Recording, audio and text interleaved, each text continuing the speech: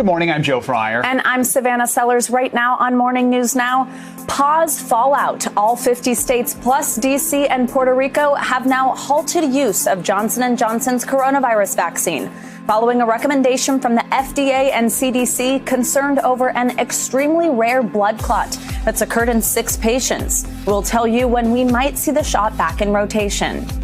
Mounting tension, protests outside the Brooklyn Center police station in Minnesota continued for a 3rd straight night as police clashed with demonstrators following the resignations of the officer who fatally shot Dante Wright and the city's police chief. What we're learning about possible charges against that officer as the defense in the trial of Derek Chauvin begins to lay out their case. The end. President Biden is expected to announce today that U.S. troops will fully withdraw from Afghanistan by September 11th. So why now? How are lawmakers on the Hill reacting? And what does the future hold for the region wrapped in turmoil? And sticker shock. Americans across the country are experiencing a frustrating new surge, this time at the grocery store. Meat, fish, eggs, and fresh produce all going to take more money out of your pocket. We'll tell you what's behind the trend and how you can still save some cash. Have you noticed that at your grocery store at all? Well, I moved to New York, so that was an automatic grocery store price surge. For everything. Everything. You want a cocktail? Double the price here. Exactly. We'll get to that a little bit later. And like we said, tell you how you can still save. But we begin with a shakeup in the coronavirus vaccine rollout. The FDA and the CDC are now reviewing Johnson & Johnson's 1-dose vaccine because of concerns over blood clots. A decision on what happens next with the vaccine could come in a matter of days. The agencies are looking at cases of an extremely rare type of blood clot in 6 women between the ages of 18 and 48 who got the vaccine. So far, nearly 7 million Americans have received the Johnson & Johnson shot. The decision has left states scrambling. Mass vaccination sites and pharmacies are canceling appointments or quickly shifting to the Pfizer or Moderna vaccine. Despite losing one of the 3 authorized COVID vaccines, the White House says it has enough supply from the other 2 to keep the current pace of vaccinations, an average of 3 million shots a day.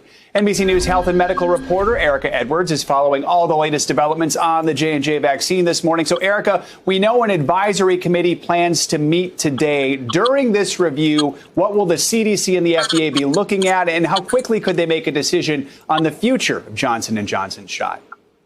Oh, very quickly. In fact, the independent panel is expected to vote by 3:30 today on next steps. Now, they're going to go over everything that's known about these 6 cases. So far, not a lot is known publicly, but they will be looking at, whether these women had other risk factors that could have put them at greater risk for blood clots.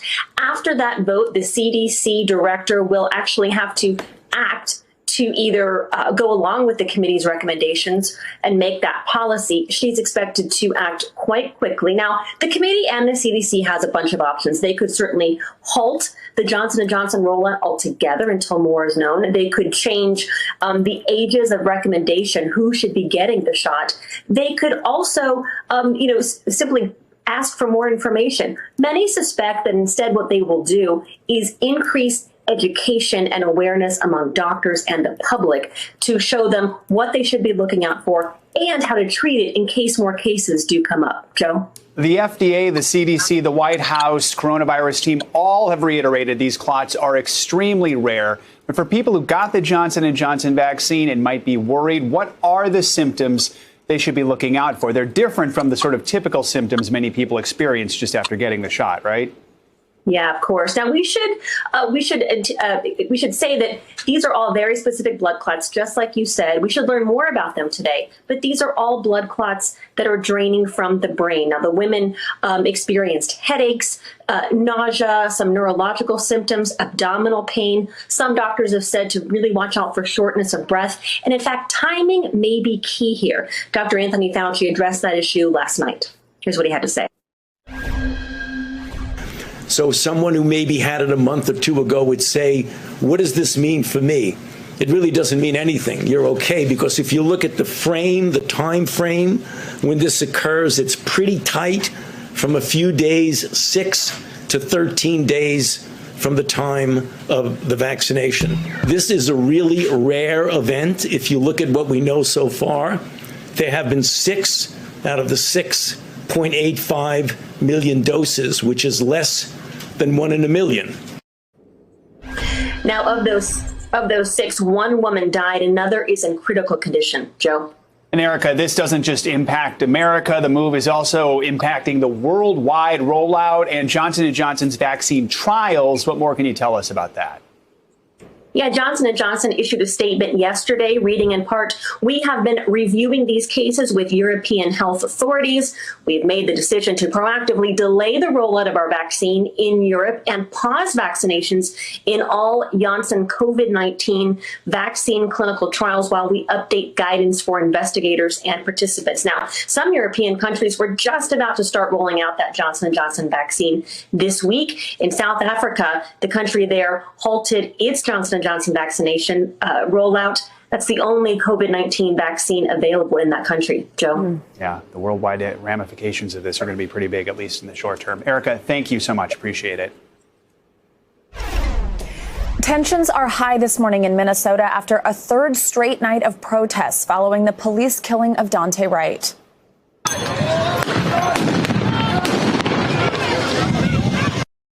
As you see there, fireworks and flashbangs marked another night of unrest on the streets of Brooklyn Center near Minneapolis. Officials say more than 60 protesters were arrested. This comes just hours after the officer who fatally shot Daunte Wright during a traffic stop announced her resignation. Brooklyn Center's police chief also stepped down. Meanwhile, outside a Minneapolis courtroom where the Derek Chauvin murder trial is taking place, an emotional meeting between the families of Daunte Wright and George Floyd. Minneapolis, you all can't sweep this under the rug anymore. We're here, and we will fight for justice for this family, just like we're fighting for our brother. For more on all this, I want to bring in NBC News correspondent Shaquille Brewster joining us from Minneapolis. Shaq, good morning.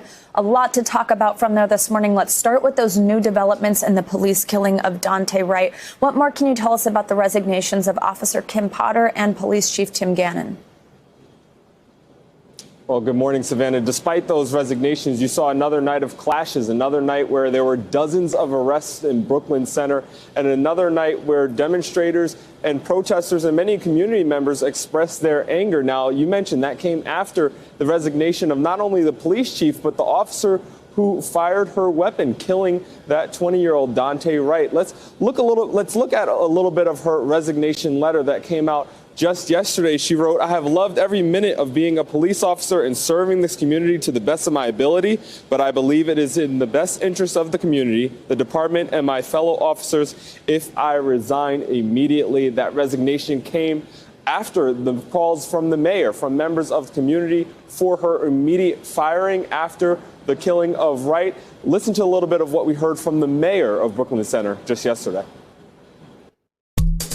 I'm hoping that this will help bring some calm to the community. Although, I think ultimately people want justice. They want, full accountability under the law. And so that's what we're going to continue to work for. We have to, make sure that justice is served, justice is done. Daunte Wright, deserves that. His family deserves that.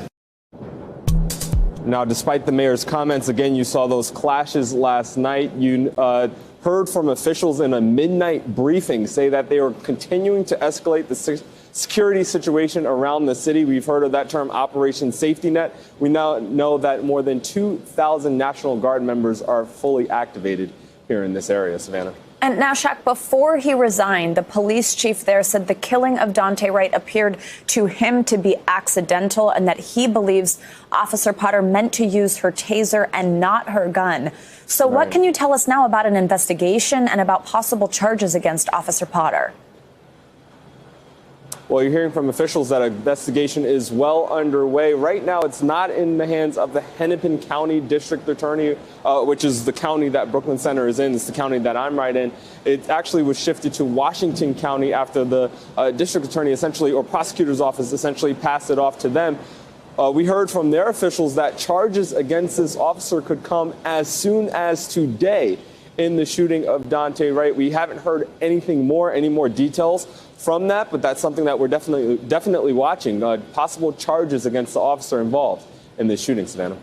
Now, Shaq, we're also hearing more about what happened to Daunte Wright from his family. What did they say? Yeah.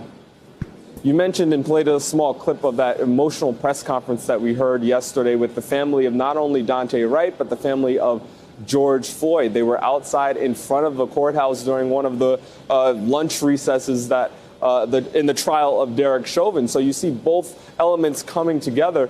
Listen to a little bit of what we heard from Katie Wright. That's Daunte's mother. And I just thought maybe he was being arrested. And then when I called back, the girl that he had in the car answered the phone, and it was on a FaceTime. And she said, she was crying and screaming, and she said that they shot him. And she pointed the phone towards the driver's seat, and my son was laying there, unresponsive. My Lord. That was the last time that I seen my son. That's the last time I heard from my son, and I have had no explanation since then.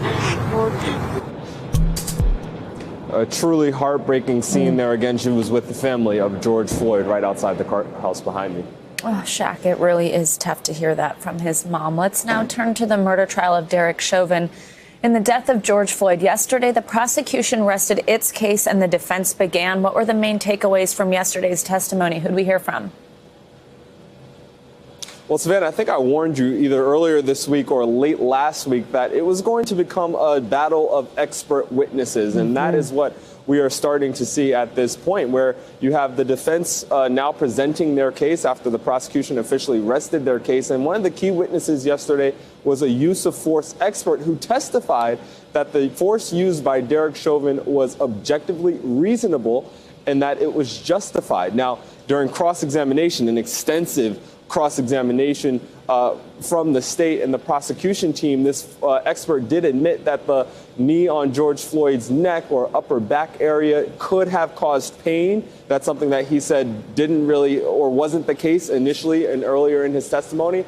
And he did admit that George Floyd, while he was unresponsive and pulseless for about 3 minutes under the knee of Derek Chauvin, he did admit that that was a moment where he was not resisting arrest. So, Savannah, we'll continue to hear from more of the defense experts later today. Yeah, Shaq, do we know who else that might be? Who else is expected to testify for the defense in the coming days? And any word on if former Officer Chauvin will testify?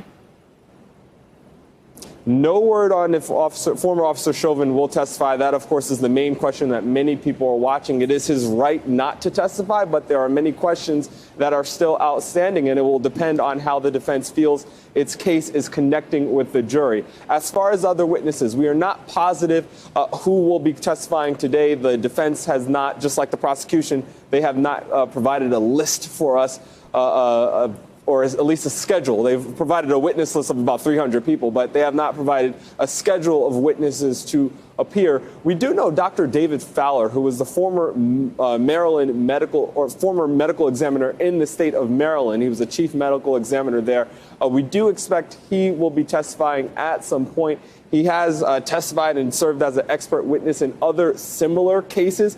He's actually facing lawsuits from a family in Maryland who say that because of his diagnosis, because of his conclusion in his medical examiner's report, that they eventually lost a lawsuit against a police officer there. So we'll expect to see some testimony from Dr. Fowler at some point in this trial. That could come today. Savannah? Shaq, lots of breaking news all out of one county in Minnesota. Thank you for covering all of it.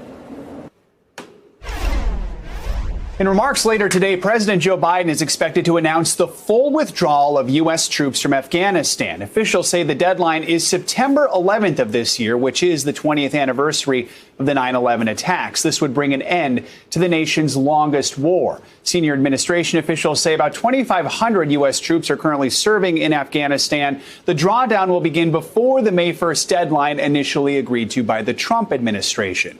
With more on this expected announcement, NBC News White House correspondent Mike Memoli joins us from Washington, and NBC News chief foreign correspondent Richard Engel is in London. Good morning to both of you. Mike, let's begin with the president's planned remarks today. How did he come to this decision, and what will be his message to Americans and to the world? Well, Joe, this comes after a 3-month review within the Biden administration about this decision. And I thought the New York Times put it best, that this is Joe Biden putting his stamp on a policy debate that he has long debated, but never controlled now, of course, until he was president. He was chairman of the Senate Foreign Relations Committee in 2001 when President Bush launched the military action in Afghanistan. He was vice president in the Obama administration when a drawdown, but also a surge was hotly debated within that administration. And now he's acting, as you mentioned, on that May 1st deadline that had been set by the Trump administration. Biden officials explaining that this president came to the conclusion that there was never going to be a military solution for the problems plaguing Afghanistan, and that, as one official put it, it is now 2021, not 2001, and it's time to focus on the military threats facing this country now. Richard, you've spent a lot of time on the ground in Afghanistan. Can you help us put some greater context on this for us? How might this withdrawal of troops affect the region?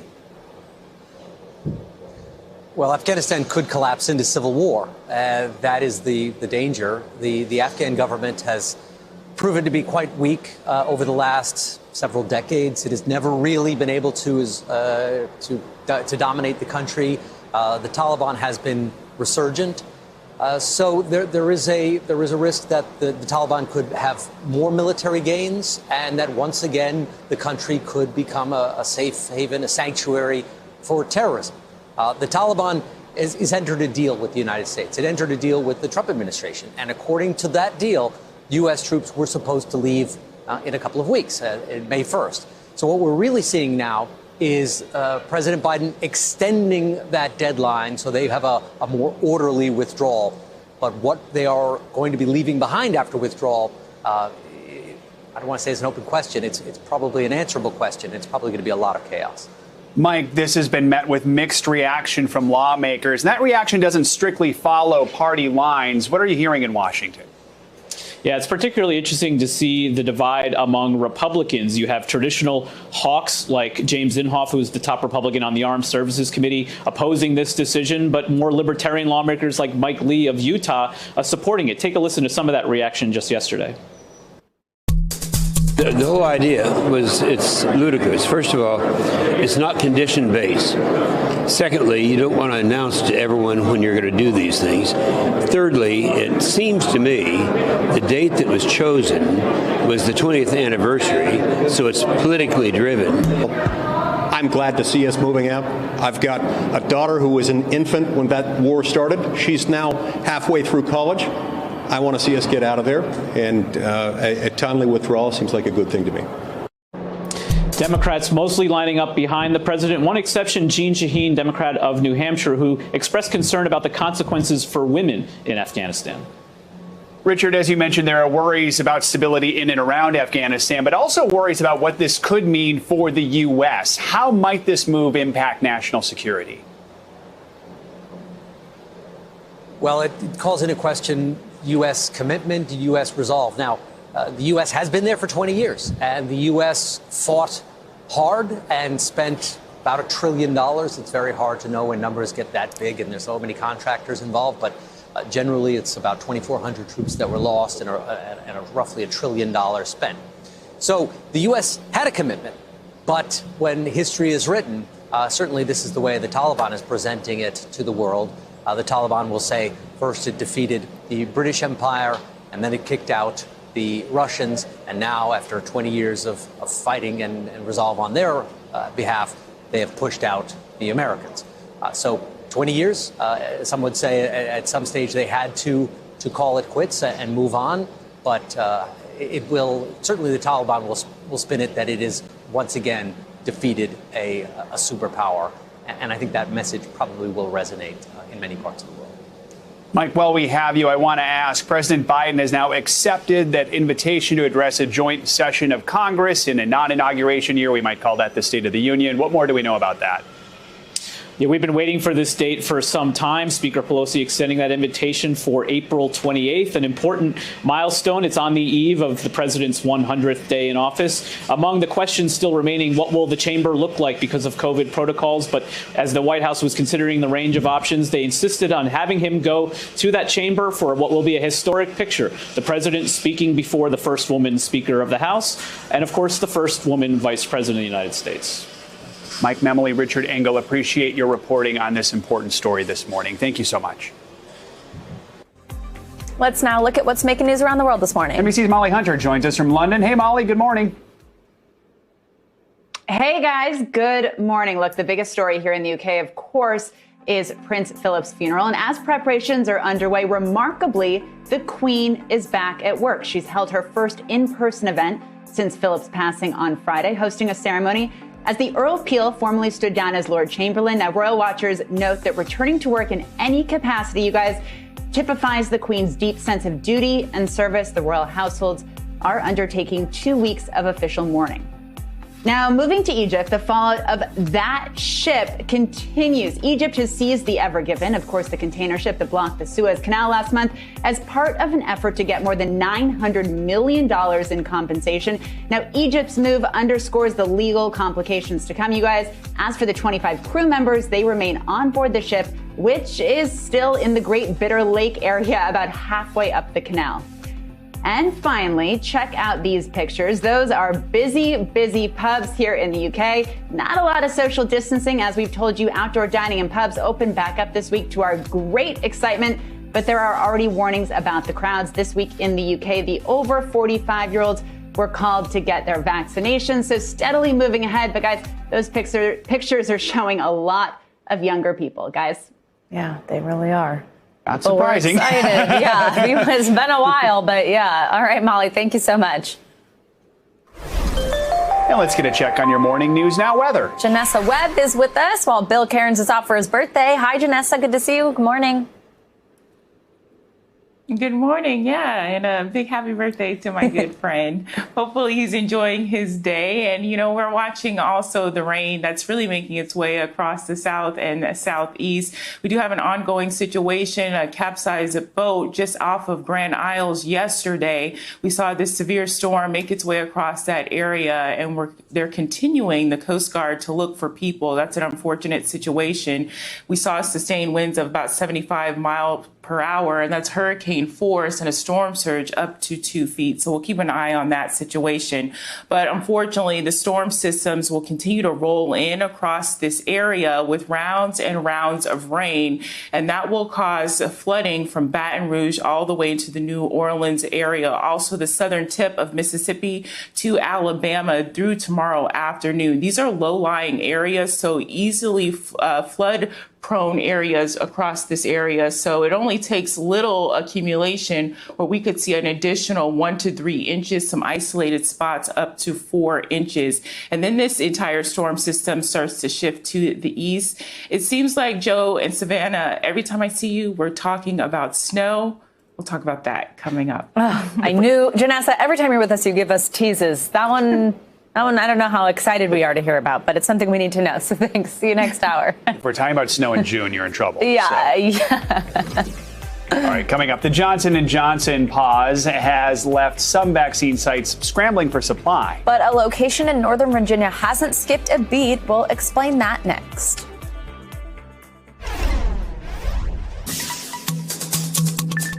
In the news this Wednesday morning, the search continues for 13 people missing after a ship capsized off the Louisiana coast. 19 people were on board when the commercial ship left port. 6 of them have since been rescued. The U.S. Coast Guard says it received an emergency call yesterday afternoon about a distressed ship. Several boats in the area also responded to the call. No word this morning on what caused the 129-foot boat to capsize. Cleveland Indians infielder Yu Chang is speaking out against racist messages he received on social media. He says he got the messages after a game-ending error cost his team a win Monday against the White Sox. Chang tweeted, "Exercise your freedom of speech in a right way. I accept all comments, positive or negative, but definitely not racist ones." He also included a screenshot of some of those racist comments.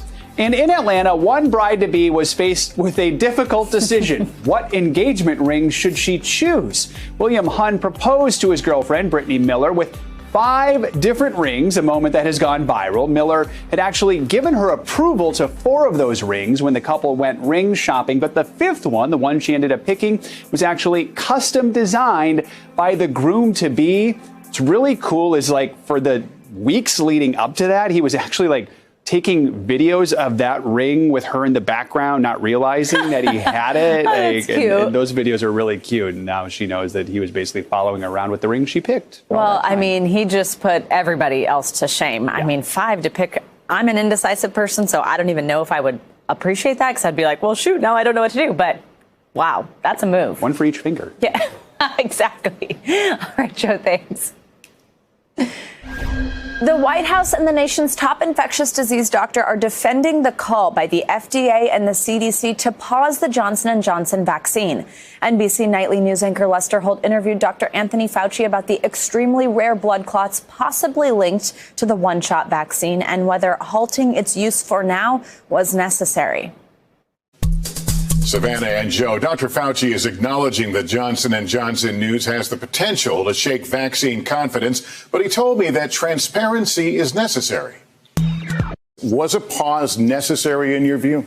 Yes, I believe it was necessary for a couple of reasons. One, to investigate these a bit more, to make sure we get much more of the details and the granular details of that. But also, it's important during this period of pause to alert physicians on the outside who might see women or men, but mostly women, as we've seen all 6 of these women, who might come in with a clotting disorder like this. And Dr. Fauci, we were told these vaccines had been thoroughly tested. There were no shortcuts, that they were safe. If there is, in fact, a connection between blood clots and the J&J vaccine, why wouldn't it have been discovered during the trials? It's a matter of numbers, Lester. For example, if you look in a clinical trial, generally, clinical trials have anywhere from 30,000 to 40,000 people in it.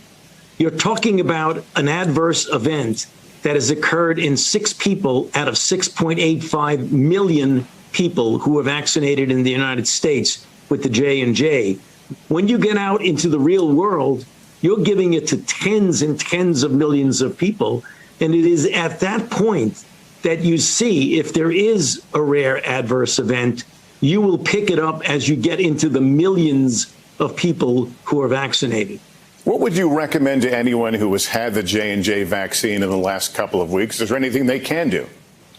Well, right now, I would make sure they understand that this is really a very rare event. And in fact, it had occurred in people in a very small bracket of time frame between 6 and 13 days. So if you had received the vaccine a couple of months ago, then I think you would have absolutely nothing to worry about. I would be very surprised if there was any issue there. If you had received it within a period of, let's say, 2 or 3 weeks or a week or 2, I would tell them, again, it's a very rare event, but you should be alert to see if you get symptoms of a severe headache or some issue with movement or stroke-like syndromes that would bring you to the doctor. Make sure you tell them that you've been vaccinated. Now, with one of the nation's approved vaccines suddenly put on pause, clinics around the country have been forced to quickly adjust. That includes a Northern Virginia clinic that was relying on the Johnson & Johnson vaccine. NBC News correspondent Heidi Presbella joins us now from Metz Middle School in Manassas, Virginia, where a 2-day clinic is up and running. And Heidi, how did that clinic respond when the FDA and CDC made that surprise announcement yesterday to pause use of the J&J vaccine? Good morning, Joe. Walgreens is hosting this 2-day clinic here in Manassas in an attempt to try and get a more equitable distribution of the vaccine. Well, getting that news just 2 hours before they were set to debut, that sent Walgreens and local officials here scrambling, including the mayor, who was roused from bed to make phone calls to try and get other storefronts to bring in Pfizer vaccine. Take a listen to what the governor had to say. Our team here switched over with the help of Walgreens to the Pfizer vaccination. And so individuals will receive the Pfizer, and then when they leave here, they'll have an appointment to come back in 3 weeks and get the second dose. So this is critical, Joe, because there is a large Latino population here, a large migrant population that they've been trying to convince through churches, through local community organizations to come out and take this single shot dose. Heidi, do we know what will happen with the thousands of J&J doses that are, at least for now, not being used, and how long they'll last? Right now, they are not punctured. That means they will last for quite some time in the fridge. And if you talk to local officials, and indeed Dr. Fauci, they are expecting this to be a temporary pause. Here in Virginia, there are about 72,000 doses of Johnson & Johnson that were supposed to go into arms this week, about 30 different clinics. Right now, those have either been rescheduled or put on hold. And again, they're hoping that in the coming weeks, those doses will be just fine. They'll sit in the fridges waiting, and they will eventually go into arms once they have the proper guidance now coming out of CDC and the FDA, Joe. Of course, the advantage of J&J, they don't need those special super cold freezers either. Now, the state was really starting to ramp up its distribution of the J&J single shot. Right now, it accounts for just 5% of the state's vaccinations, but they want that number to be much higher. Why is that? It's critical because we were in a ramping up phase here in Virginia, Joe. It is accounting only for about 5% at the time now. However, just this last week, they were moving up to 17%. And when I talked to the vaccine coordinator here for the state of Virginia yesterday, he said they eventually want to get up to between 20 and 25%. Why? Because this is a very useful vaccine, given that it doesn't have to be stored at that ultra cold temperature, given that it is one dose to treat certain populations, to treat, for instance, homeless populations, maybe folks who you can't track as well, to treat some of the migrant populations, some of the minority populations who, frankly, are more concerned about having to come to places like this and show their identification because maybe their papers aren't all in order. So places like that. Also, the mobile clinics, Joe. We were supposed to actually be out with a mobile clinic on the Eastern Shore of Maryland today, and that's been completely called off. So some of these populations that are more transient, harder to reach, better to use that one-shot dose, guys. Yeah, you just spelled out all the reasons why this one-shot vaccine is so important. Heidi, thank you so much. Appreciate your reporting.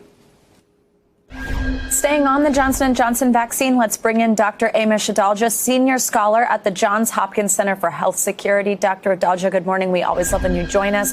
Now, the White House says the country has enough doses of Pfizer and Moderna to keep up with the current pace of vaccinations. And we do know that Johnson & Johnson was only supplying a small percentage.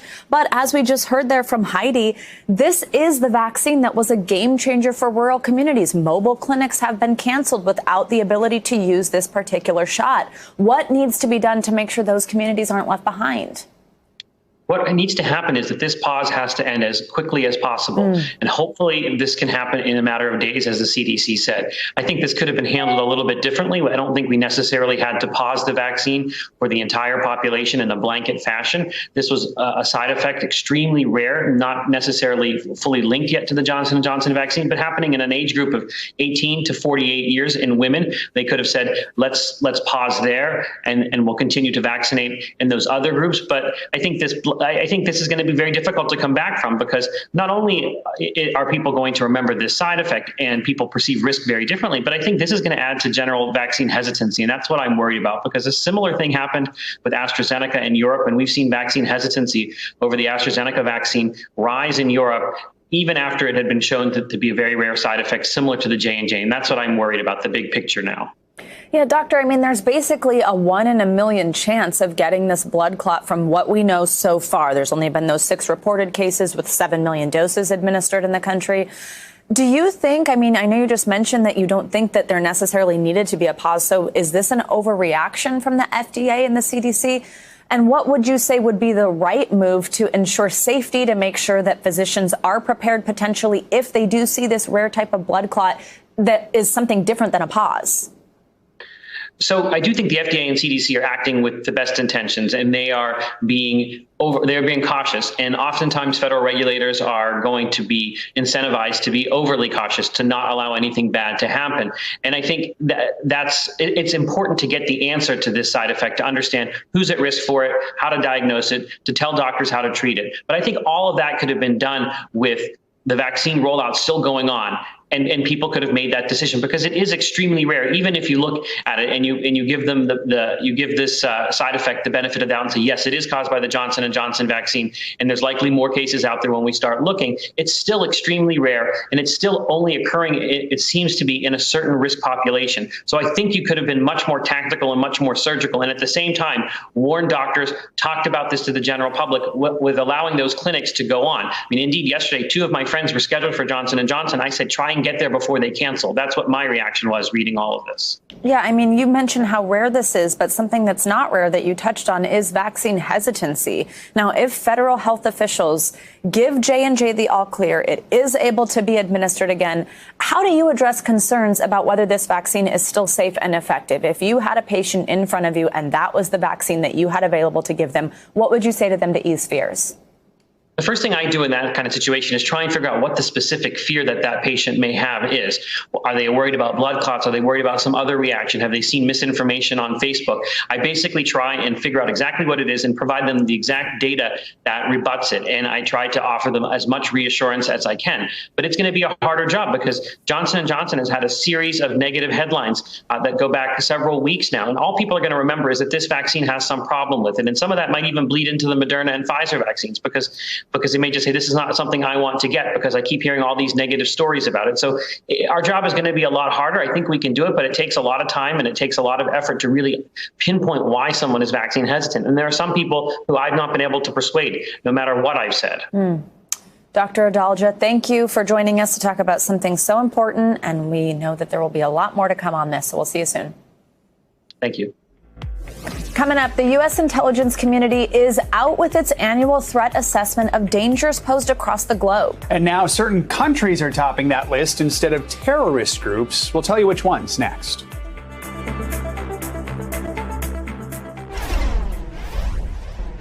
The U.S. intelligence community has released its annual threat assessment, and this year it highlights the dangers posed by rogue countries. In the past, it was terrorist groups and the possibility of an al-Qaeda attack that led that report, and more recently, it featured cybersecurity concerns. But things have changed. The report now singles out China, Russia, Iran, and North Korea. It comes ahead of today's Senate Intelligence Committee hearing where senators will hear from the nation's top intelligence officials. NBC's national security correspondent Ken Delanian joins us now. So, Ken, one of the key focuses of this year's assessment is, quote, greater power competition. Can you tell us what that means and what we need to know about this focus on threats from these 4 countries in the report? Good morning, Joe. Well, in this context, great power competition simply just means that, as you said, the main threats to the United States now come not from al-Qaeda and ISIS and terrorist groups, but from countries, rogue countries, essentially. And the big 4, of course, are China, Russia, Iran, and North Korea. And really, among those, China is the only great power. But all 4 of those countries have the ability to kill Americans and harm United States interests. And they're all trying to do that. And the report, of course, puts China at number 1 as the top threat, and notes that China is doubling its nuclear weapons capacity, is trying to exceed American capabilities in space, and is trying to build its influence around the world, all in an attempt to undermine the U.S. and supplant the U.S. as the dominant world power, and to undermine essentially the international order that America built after World War II. So those are the threats that U.S. intelligence officials are focusing on right now. How is this report likely to factor into today's Senate Intelligence Committee hearing? What can we expect? Well, I think we're going to hear some pointed questions about whether the intelligence community is actually shifting resources to reflect this prioritization of the threats. I spoke to a senior military intelligence official with interest in the Pacific theater recently, and he was lamenting that we've spent years mired in the Middle East and we really haven't shifted the kind of intelligence resources that he thinks we need over China and in the Pacific theater. And of course, Joe, there will also be topical questions, for example, about Afghanistan. You know, President Biden's going to announce that he's withdrawing all American troops by September. And this assessment says that the Taliban is likely to make gains there. So that's going to be a topic of conversation at the hearing today. Ken, the assessment also mentions other threats like climate change, which some may not expect to see on a list like this. What more can you tell us about that?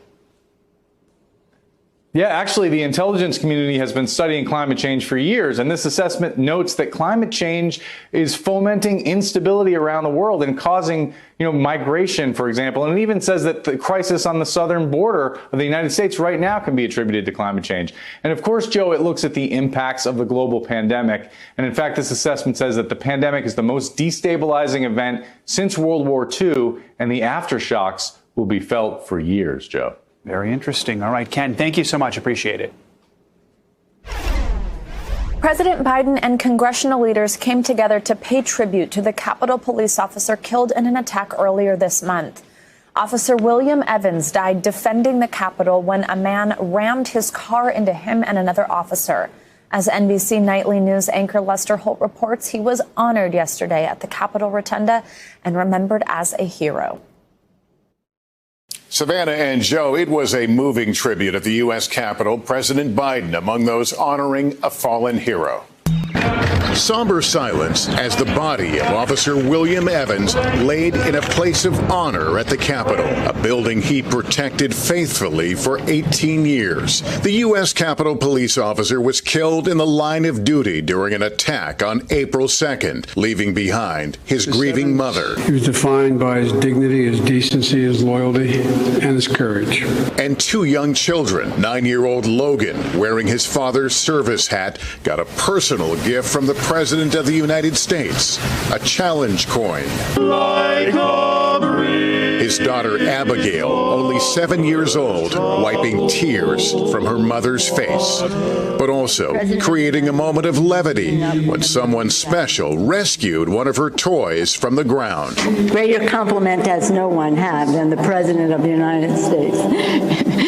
Looking after your toys. Remembered as a familiar smiling face to those who worked with him, now recognized by all as a hero. Your son, your husband, your brother, your dad was a hero, and he's part of it. It's in your blood.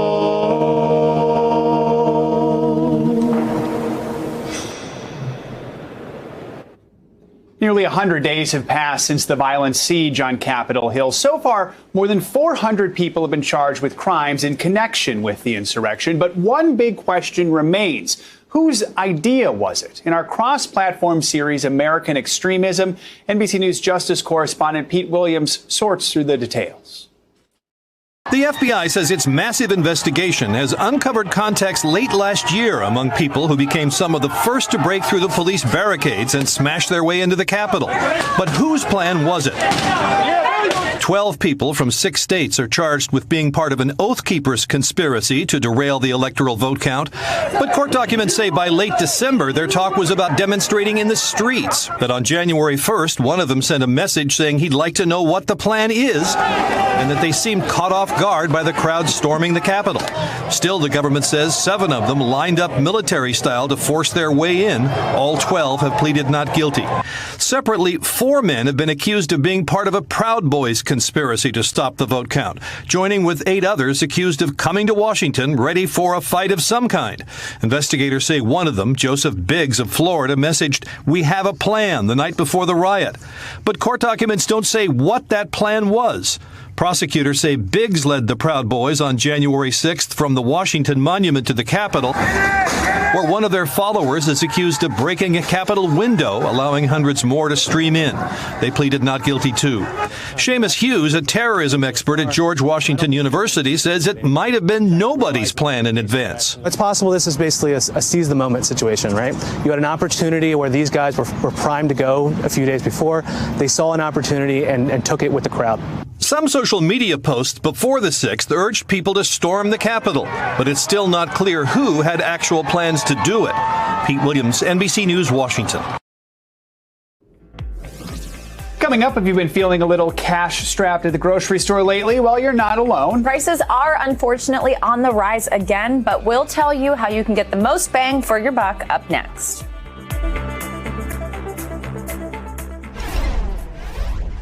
It's time for our CNBC Money Minute, the biggest financial headlines of the day and why they matter to you. And Bertha Coombs is with us today. Hi, Bertha. Good morning. Good morning, Joe and Savannah. So it looks like Apple is getting set to unveil its first new products of 2021. The company is hosting an online event next Tuesday. The invites that have been sent out to the media say spring-loaded, featuring a colorfully drawn Apple logo. That has a lot of people thinking that we may see new details on a new Apple Pencil. Recent reports have also speculated Apple could deliver the next iPad Pro, which would include a better processor and upgraded cameras. And Facebook is testing a video speed dating app called Sparked. Now, it promises no public profiles, no swiping, no DMs, and it's also free to use. The app will cycle people through video dates that last 4 minutes. I'm not sure what you can tell in 4 minutes. And if you have a good time, daters can then be scheduled for a 10-minute second date. After that, you can exchange contact information and stay in touch through email, iMessage, or Instagram, or heaven forbid, maybe actually meet in person. Meantime, if you do meet in person, you might have a little trouble getting champagne. Sales of the bubbly stuff are really heating up again as the country reopens. Sales up 88% in March, according to Nielsen IQ. LVMH, one of the world's biggest champagne makers, and which makes both Clicquot and Moet Chandon, reporting a 22% increase in sales in the first quarter of the year. Some distributors are having trouble securing cases, though, maybe partly due to the fact that restaurants are reopening for indoor dining, and of course, restaurants are big demand buyers. So you may have to go out for that bubbly if you can't find it at your wine store. Wow. Back over to you. Interesting. 4 minutes. What do we think? Could you tell? Do you like someone? I mean, I suppose it's no different than like the old school I'm so videos. glad I'm not dating anymore. Yeah, gosh, there's a lot to keep up with. Yeah. Oh my gosh. Yeah, 4 minutes. I'm with you, Bertha. I don't know what you could tell. All right, we'll see you soon. Thank you. And speaking of money, maybe you've noticed lately that grocery prices are on the rise. In our ongoing series, The Price You Pay, NBC News senior business correspondent Stephanie Rule shows us some ways to save without sacrificing quality. Hey, Savannah and Joe. Last month, prices rose the most we've seen in almost a decade. You probably noticed if you've been to the grocery store lately. You can't miss it. Cheese and stuff like we try to stay away because the prices have gone up. Sticker shock in the supermarket aisle. John Camaraj says his grocery bill has nearly doubled. Are you buying less fresh food, less produce, less meat because of the prices? It's more produce than meat and all this, because meat is very expensive. Compared to a year ago, many staples will cost more. A dozen eggs and a pound of ground chuck, both up 7%. And a loaf of bread up 11%. I would expect that we're going to see prices continue to rise over the next 6 to 18 months. Experts say that's because of the supply, coupled with the increased cost of getting products onto shelves. Factors include rising gas prices, driver shortages, fewer workers in meatpacking plants and bakeries, and bad winter weather that damage crops. Even with prices going up, there are ways to save. Managing what's in your home and what you're bringing in terms of storing it will really go a long way to save money. That means buying food in bulk when possible, using apps like Flip and Basket to track prices and the best deals, and keeping your eyes open for store brands. Smart shopping that could mean more savings. Industry analysts are not expecting prices to go down anytime soon, so now's the time to get creative when it comes to savings. Whether you've gotten your vaccine or not by now, you probably know what a COVID vaccination card looks like. Well, so do scammers. They're looking to cash in on fake vaccine cards as some companies mandate that employees receive the shot. NBC News Now correspondent Isa Gutierrez reports on the latest online scam. As more people are made eligible for the COVID-19 vaccine, more companies and businesses are mandating that people receive it. It's really a dilemma that I think a lot of employers and employees are facing around whether to ask their employees to get vaccinated, whether to ask them to reveal whether they've been vaccinated. Some restaurants have begun requiring the vaccine for employees, and cruise lines like Viking and Norwegian have announced that all patrons will be required to be vaccinated before setting sail. The mandates are still scattered, but it could be just the beginning. Some countries, like those in the European Union, may require all travelers to be vaccinated before visiting, making proof of a vaccine pretty valuable. Enter the fraudulent vaccine card. You know the white card proudly displayed in post-vaccine selfies all over social media? That's the one. 45 state attorneys general banded together to issue a letter to online companies saying these cards are popping up all over their sites and asking them to stop these fraudulent sales. These cards are not only misleading, they're also illegal. Why? In part because of the federal CDC seal. Unlawful use of this seal carries maximum 5-year prison sentence. Also, the FBI has issued a warning to non-cheaters that posting your vaccine card on social media could be an invitation for fraud. They say that scammers are using these images to create their fake cards and to steal identities. There's no protective measures like a hologram like we see on our bills and stuff like that. There's no special number. Anyone can just print it. Folks on social media are calling out those they think are breaking the rules. I found your pharmacy technician license number and I am reporting you to the Illinois State Board of Pharmacy. And as a pharmacist, I most definitely have a duty to report it. And there's at least one reported example of a man losing his job over allegations he was selling blank vaccine cards. The company tweeting, "We are aware of the allegations against one of our employees. This employee has been terminated." Technical solutions like New York's Excelsior Pass, a free digital-based vaccine confirmation system, have the potential to help combat fraud by cross-referencing your personal information with your testing or vaccine appointments. But there could still be issues. There will still be hackers. There will still be people that will be able to hijack certain elements of this digital passport. As more states float the idea of vaccine passports and the concept becomes increasingly politicized in vaccine hesitant circles, these fake cards could become more and more widespread. Hey, NBC News viewers, thanks for checking out our YouTube channel. Subscribe by clicking on that button down here and click on any of the videos over here to watch the latest interviews, show highlights, and digital exclusives. Thanks for watching.